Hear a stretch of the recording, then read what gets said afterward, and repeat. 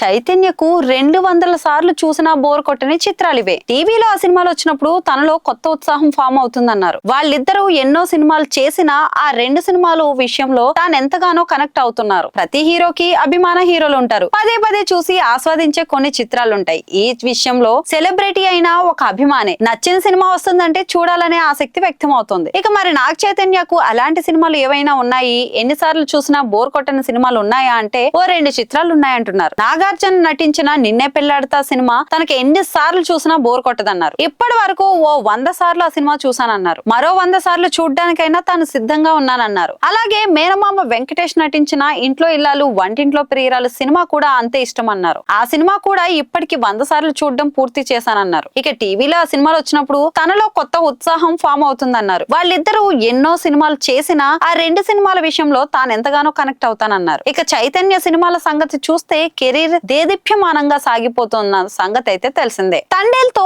100 కోట్ల క్లబ్ లోకి అడుగుపెట్టారు. మరి ఈ నేపథ్యంలో తదుపరి సినిమాల విషయంలో మరింత జాగ్రత్తగా వ్యవహరిస్తున్నారు. ప్రస్తుతం కార్తిక్ దండు డైరెక్షన్ లో ఒక మిస్టరికల్ థ్రిల్లర్ లో నటిస్తున్న సంగతి తెలిసిందే. మరి ఈ సినిమాపై అంచనాలు భారీగా ఉన్నాయి. విరూపాక్ష తర్వాత ఎంతో ప్రతిష్టాత్మకంగా కార్తిక్ ఈ చిత్రాన్ని తెరకెక్కిస్తున్నారు. ఈ సినిమాతో నాగ చైతన్య కొత్త రికార్డులు అందుకుంటాడు అన్న అంచనాలు కూడా భారీగానే ఉన్నాయి. మైథలాజికల్ థ్రిల్లర్ కు మంచి డిమాండ్ ఉండడంతో సినిమాకు పెద్ద ఎత్తున మార్కెట్ అయితే జరుగుతోంది. చైతన్య తండేల్తో సెంచరీ కొట్టడంతో బిజినెస్ ప్యాన్ పెరిగింది. ఇలా చైతన్య కొత్త సినిమాపై అంచనాలు అంతకంతకు పెరిగిపోతున్నాయి. అలాగే తదుపరి చిత్రాల ప్రణాళిక కూడా ఎంతో స్ట్రాంగ్ గా కనిపిస్తోంది. హిట్ దర్శకుల్ని మాత్రమే క్యూలో పెట్టారు. స్టోరీ పరంగా రిస్క్ తీసుకున్నా దర్శకుల పరంగా రిస్క్ లేకుండా చూసుకుంటున్నారు. శివ నిర్వహణతో కూడా మరోసారి లవ్ స్టోరీ చేయడానికి సిద్ధపడుతున్నారు.